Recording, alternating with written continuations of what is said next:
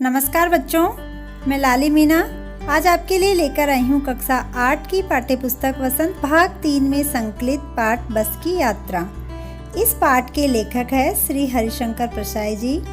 यह है बस की यात्रा पाठ परसाई जी द्वारा लिखित एक प्रसिद्ध व्यंग्यात्मक निबंध है। इस व्यंग्यात्मक निबंध में लेखक ने निजी कंपनियों पर व्यंग्य किया है। क्या व्यंग्य किया है कि वे अपने मुनाफे के लिए यात्रियों की जान की परवाह नहीं करते हैं। अर्थात इस व्यंग्यात्मक निबंध में लेखक ने यातायात की दुर्व्यवस्था पर बहुत ही करारा व्यंग्य किया है। यह निबंध लेखक ने हास्यास्पद व्यंग्यात्मक शैली में लिखा है। तो बच्चों, आपको भी इस पाठ को पढ़कर बहुत ही हंसी आने वाली है। तो आइए हम इस हास्यास्पद शैली में लिखित व्यंग्यात्मक निबंध का अध्ययन करते हैं। पाठ का नाम है बस की यात्रा। लेखक ने अपनी किसी बस की यात्रा का वर्णन यहाँ पर किया है।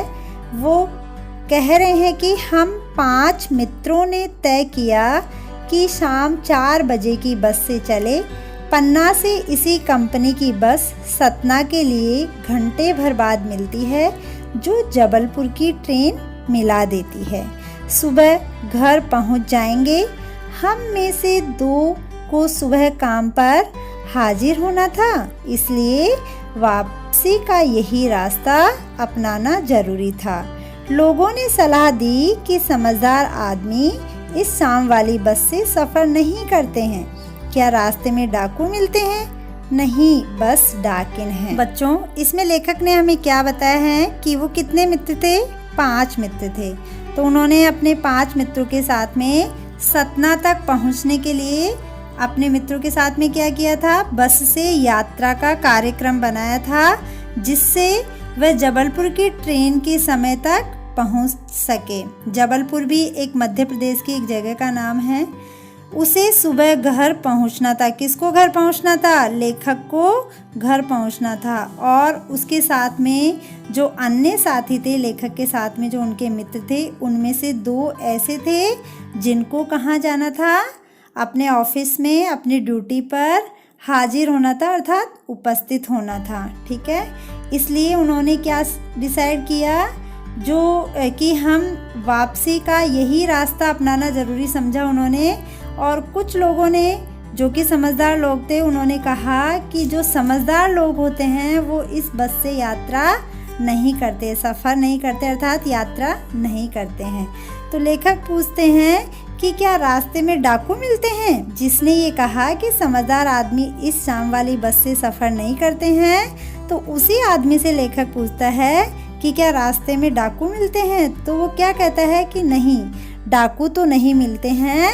जिस बस में तुम जा रहे हो वो क्या है? डाकिन है। डाकिन का अर्थ होता है डाकू का, ये एक तरह से अपोजिट है, महिला डाकू होता है। तो उन्होंने यहाँ पर बस एक स्त्रीलिंग शब्द है।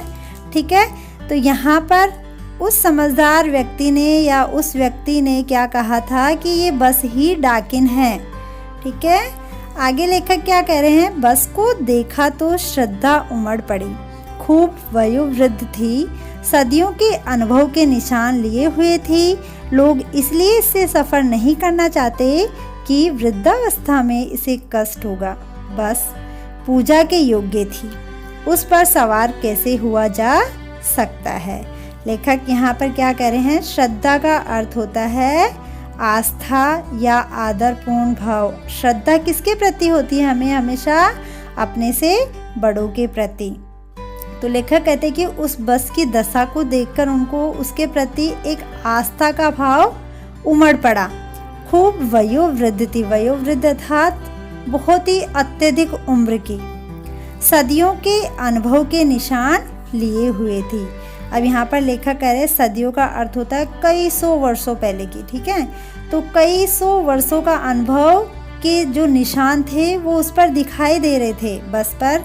जैसा कि बस की स्थिति आप देख सकते हो, जगह जगह से कांच टूटे हुए थे, आगे से भी टूटी हुई थी, टायर इसके घिसे हुए थे।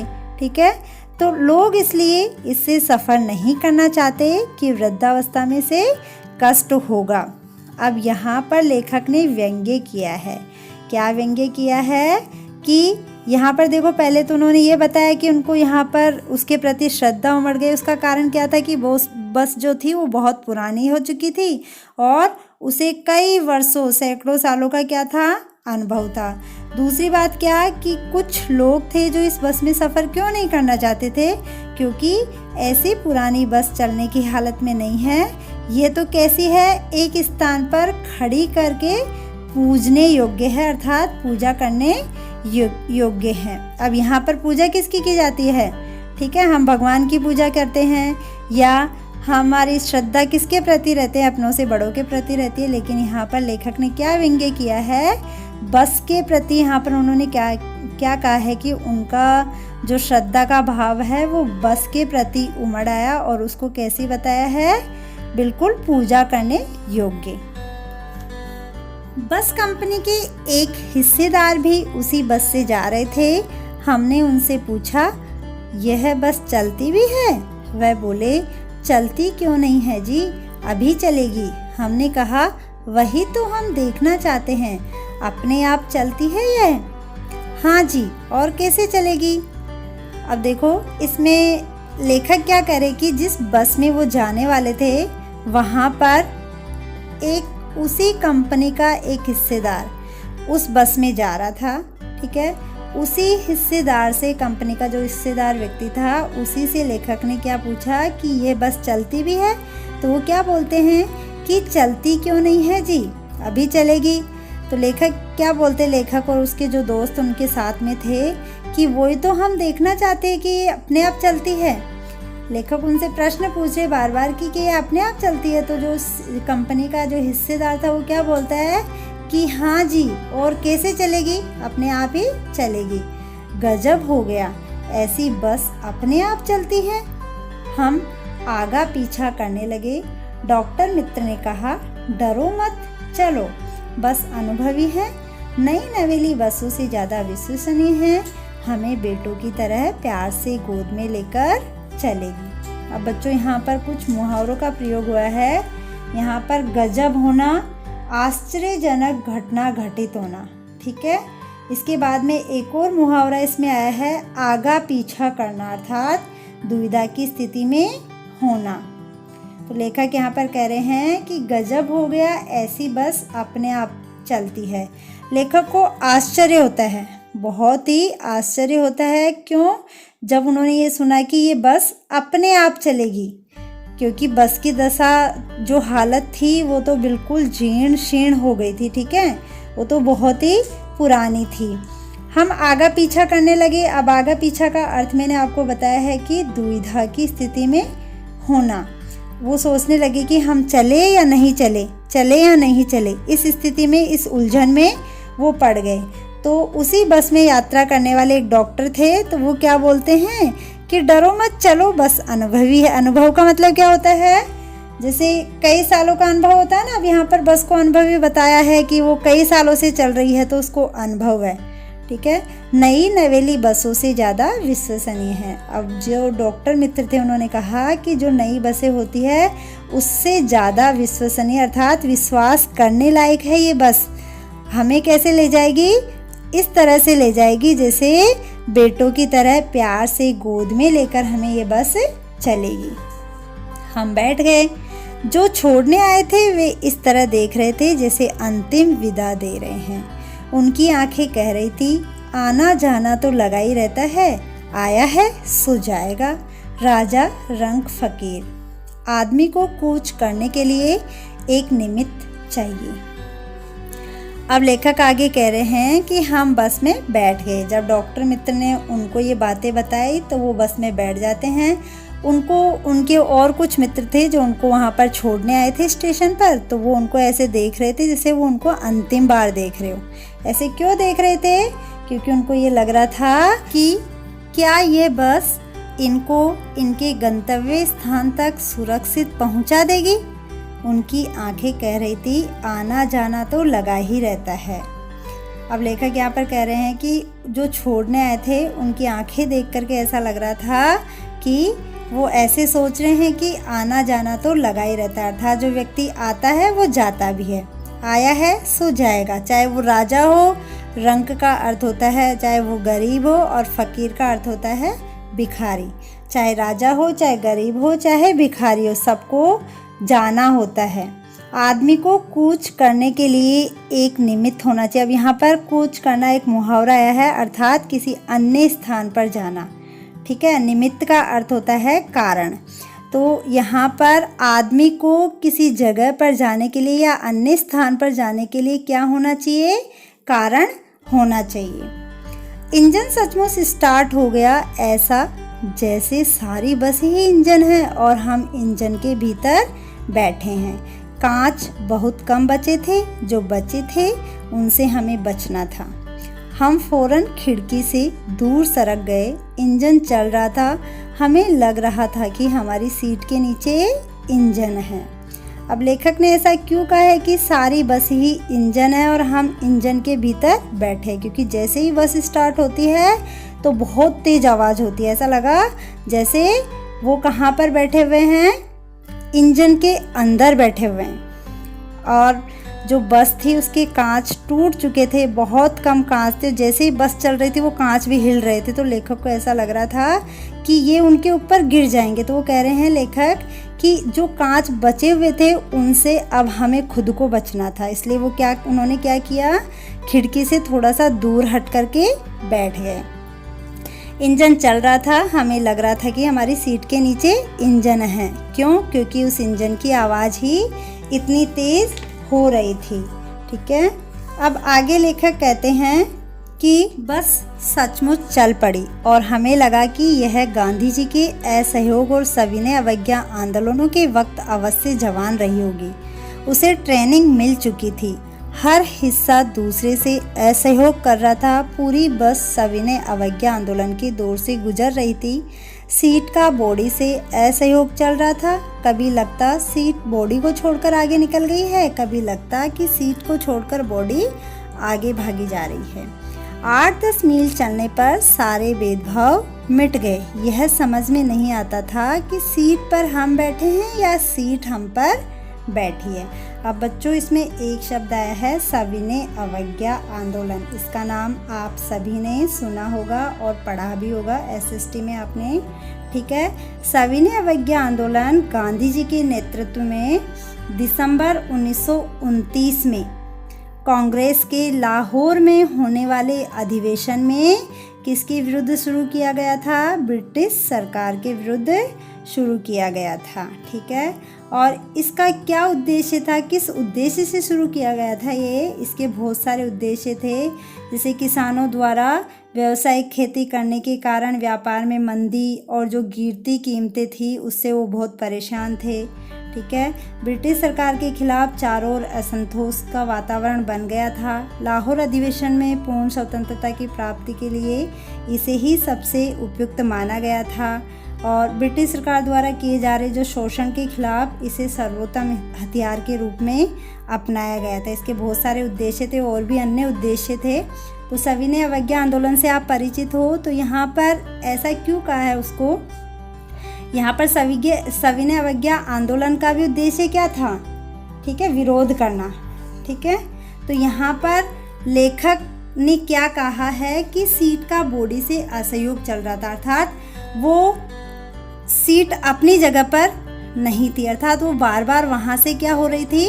हटने की कोशिश कर रही थी, अर्थात जैसा उसको होना चाहिए था वैसा वो नहीं कर रही थी। तो लेखक कह रहा है कि कभी सीट बॉडी को छोड़कर आगे निकल गई है तो कभी लगता है कि सीट को छोड़कर बॉडी आगे भागी जा रही है, अर्थात दोनों में क्या थे? मतभेद थे।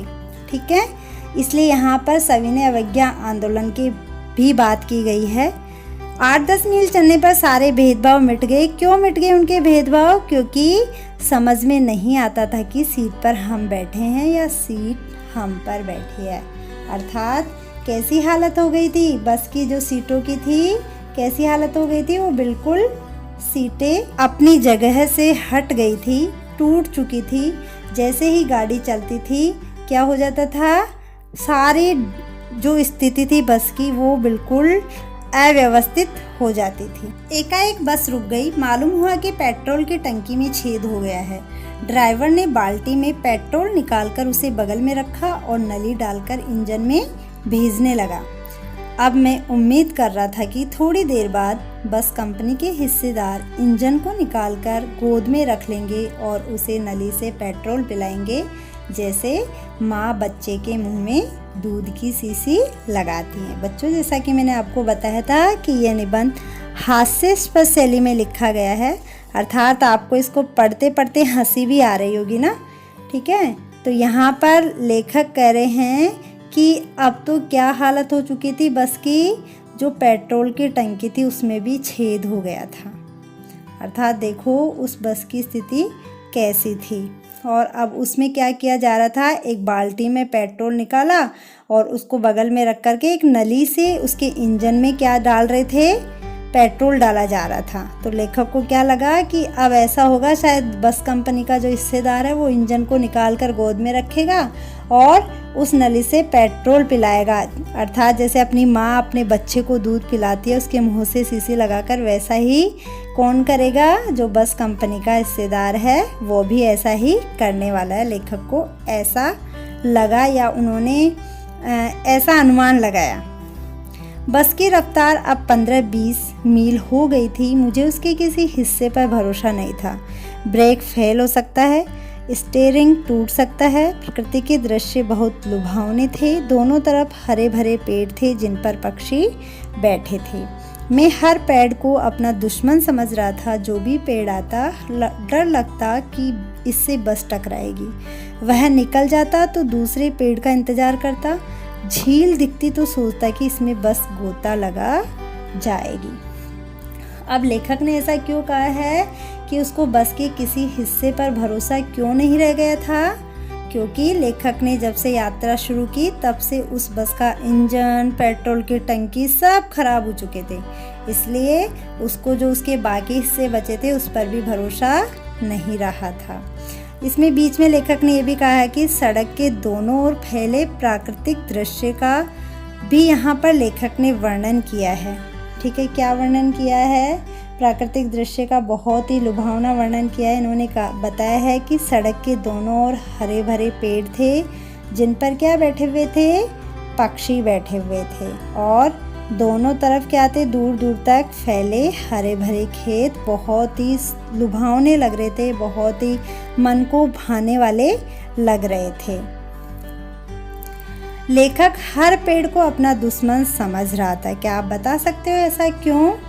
क्योंकि लेखक को बस की ऐसी दशा देखकर ऐसा लग रहा था कि आने वाले पेड़ से बस क्या हो जाएगी, टकरा जाएगी, उस पेड़ से इसकी टक्कर होगी। इसलिए वह हर पेड़ को अपना दुश्मन समझ रहा था, क्योंकि टक्कर होगी तो क्या होगा, एक्सीडेंट होगा, और एक्सीडेंट होगा तो सब लोग मारे जाएंगे। इसलिए उसको ऐसा लग रहा था कि ये जो पेड़ है वो भी क्या है, उसके दुश्मन है। लास्ट में इन पंक्तियों में लेखक ने कहा है कि झील दिखते ही लेखक क्या अनुमान लगाता, आप बता सकते हो? लेखक को जैसे ही झील दिखाई देती है तो वो अनुमान लगाता है कि अब बस उसमें गिरेगी और उसमें कहीं ऐसा ना हो कि बस इसमें गिर जाए और उसमें क्या लगाए, गोता लगाना। गोता लगाना अर्थात डुबकी लगाना। ये एक मुहावरा है, गोता लगाना, इसका अर्थ होता है डुबकी लगाना। तो लेखक ऐसा सोच रहे थे कि बस अब इस झील में क्या लगाएगी, गोता लगाएगी, अर्थात इसमें डुबकी लगाने वाली है। एकाएक फिर बस रुकी। ड्राइवर ने तरह तरह की तरकीबें की पर वह चली नहीं। सविनय अवज्ञा आंदोलन शुरू हो गया था। कंपनी के हिस्सेदार कह रहे थे बस तो फर्स्ट क्लास है जी, यह तो इत्तेफाक की बात है। अब यहाँ पर लेखक ने क्या बताया है कि ड्राइवर अपनी तरफ से पूरी कोशिशें कर रहा था पर सारी कोशिशें उसकी नाकामयाब रही। और लेखक अंत में यहाँ पर कह रहे कि जो कंपनी का जो हिस्सेदार था वो फिर भी बस को क्या बताता है, फर्स्ट क्लास बताता है। वो कह रहा है कि ये तो इत्तेफाक का अर्थ होता है संयोग की बात है। क्षीण चांदनी में वृक्षों की छाया के नीचे वह बस बड़ी दयनीय लग रही थी। लगता जैसे कोई वृद्धा थक कर बैठ गई हो, हमें ग्लानि हो रही थी कि बेचारी पर लदकर हम चले आ रहे हैं, अगर इसका प्राणांत हो गया तो इस बियाबान में हमें इसकी अंत्येष्टि करनी पड़ेगी। अब यहाँ पर लेखक ने क्या कहा है कि जो बस थी उस बस की दशा कैसी हो गई थी और ऐसी दशा क्यों हो गई थी, क्या आप बता सकते हो? उस बस की दशा एक वृद्धा के समान हो गई थी जो कि चलते चलते पेड़ की छाया में विश्राम करने के लिए रुक गई हो, ऐसा लग रहा था लेखक को, क्योंकि बस अचानक रुकने के बाद बहुत प्रयास करने के बाद भी नहीं चल रही थी। लेखक को किस बात पर ग्लानि हो रही थी? लेखक कह रहा है कि हमें ग्लानि हो रही थी। किस बात पर ग्लानि हो रही थी लेखक को? लेखक को ग्लानि का अर्थ होता है, यहाँ पर जो ग्लानि शब्द है उसका अर्थ होता है दुख होना या किसी चीज़ के लिए पछतावा होना।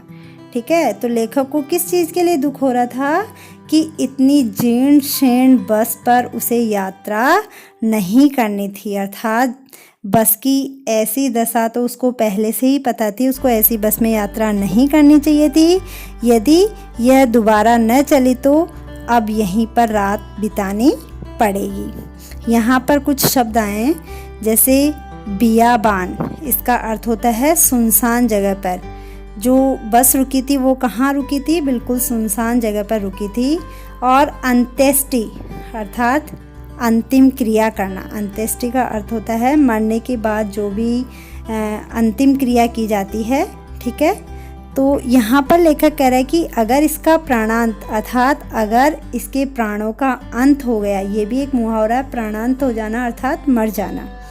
अगर ये मर गई यहाँ पर अर्थात बिल्कुल ही नहीं चलेगी तो एक मरी हुई के समान ही है, तो इस सुनसान में ही हमें इसके अंतिम क्रियाकलाप करने पड़ेंगे। हिस्सेदार साहब ने इंजन खोला और कुछ सुधारा, बस आगे चली।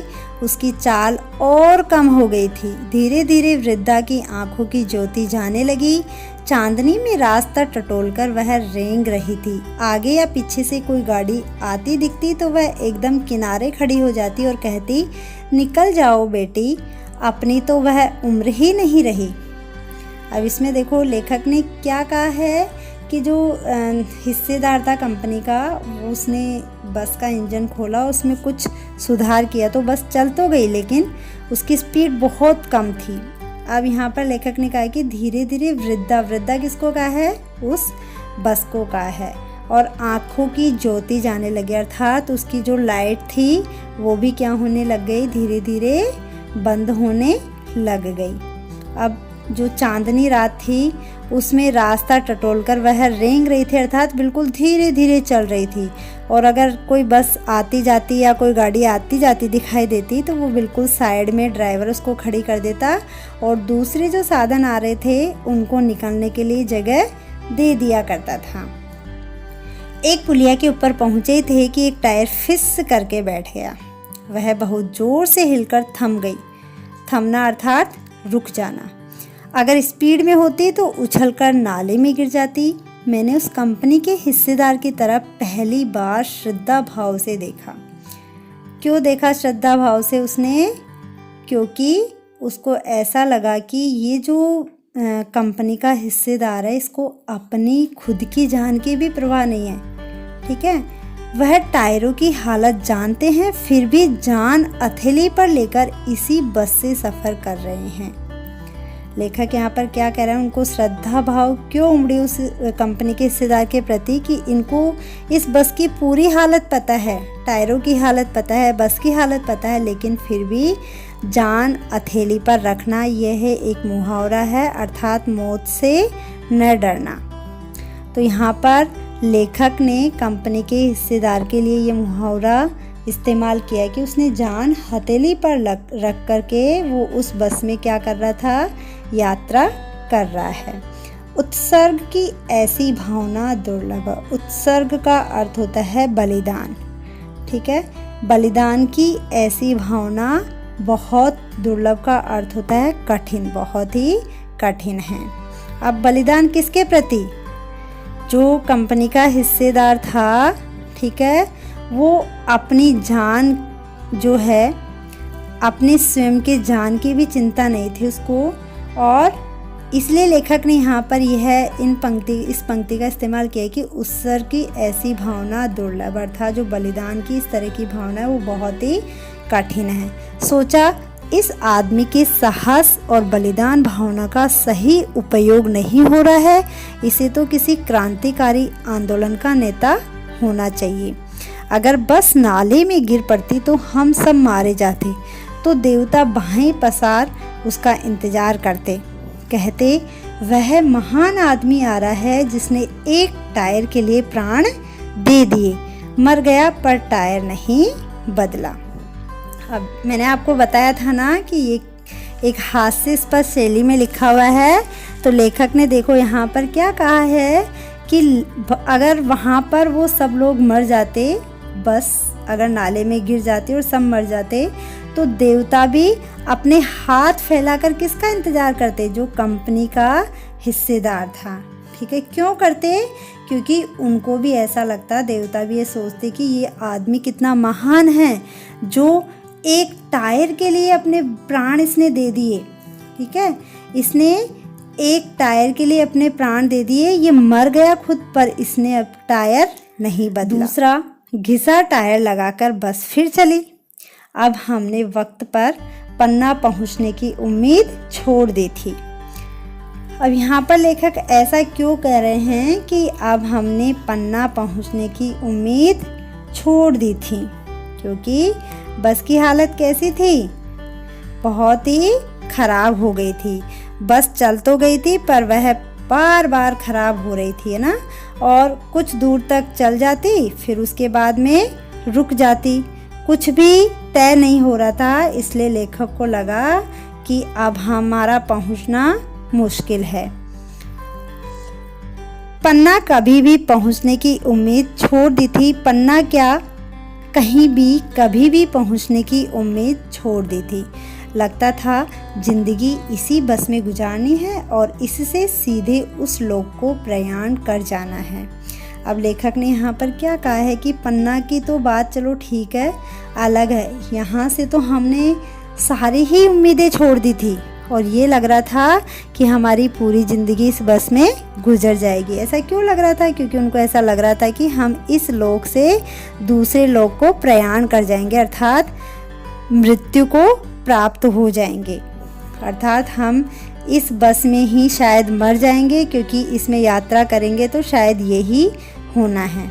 इस पृथ्वी पर उसकी कोई मंजिल नहीं है। हमारी बेताबी तनाव खत्म हो गए। हम बड़े इत्मीनान से घर की तरह बैठ गए। चिंता जाती रही, हंसी मजाक चालू हो गया।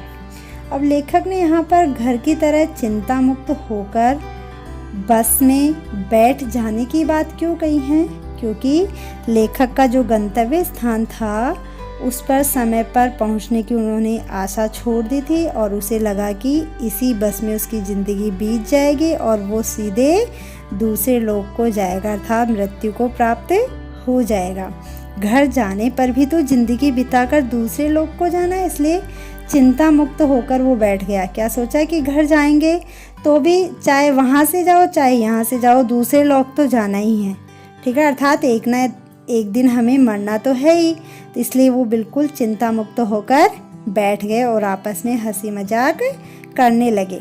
बच्चों, आपने इस व्यंग्यात्मक निबंध को पढ़ा जिसमें लेखक ने अपनी एक यात्रा का वर्णन किया है। ठीक है, उसमें उन्होंने अपने अनुभवों को बताया है। तो इसी प्रकार आप भी अपनी किसी यात्रा के खट्टे मीठे अनुभवों को याद कर रहे होंगे। ठीक है, क्योंकि हम सब कहीं ना कहीं आते जाते रहते हैं, ऐसी यात्राएं हम भी करते रहते हैं। ठीक है, तो हमारे साथ भी कई बार कई घटनाएं घटित हो जाती है। कुछ घटनाएं ऐसी होती है जो बहुत अच्छी होती है और कुछ बुरी भी होती है। तो आप भी इसी प्रकार, जैसा कि लेखक ने लिखा है उसी प्रकार अपने किसी यात्रा को याद करके उसके खट्टे मीठे अनुभवों को लिख सकते हैं। धन्यवाद।